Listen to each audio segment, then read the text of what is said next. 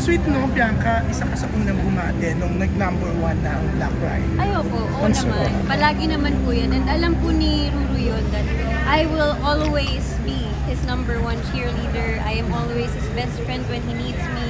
Ako lagi yung iiyakan niya kapag kailangan niya umiyak. I'm always here. Always. And super proud of him. Happy birthday to me.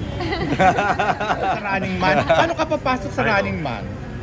Ay, Hindi na siya Ano yung papasok. participation mo? Papasok ka pa rin. Oo. Eh, may kapalit na siya, di ba? Hindi raw siya kapalit. Parang ano po, Hindi kapalit. additional. Oo. Okay. Ipinagpaalam ba sa'yo na idadagdag si Miguel? Sabi ni Wala. Tita Lilibet, wala naman daw problema sa iyo.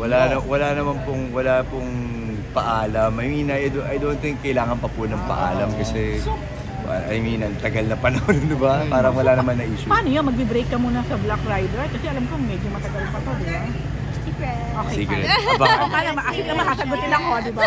Lulu, comment lang natin nalo ng Black Rider finally ang Batang Quiapo ng Wednesday.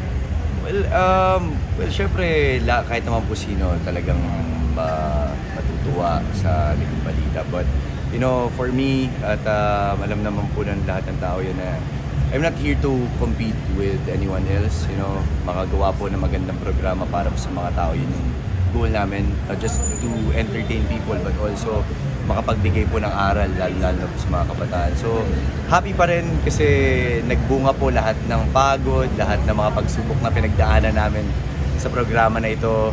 Parang natanggal po lahat ng pagod. So, ngayon, we're very inspired to do yung mga stunts or mga eksena na aabangan po ng ating mga manonood. Lalo na papasok na po yung season 2 namin.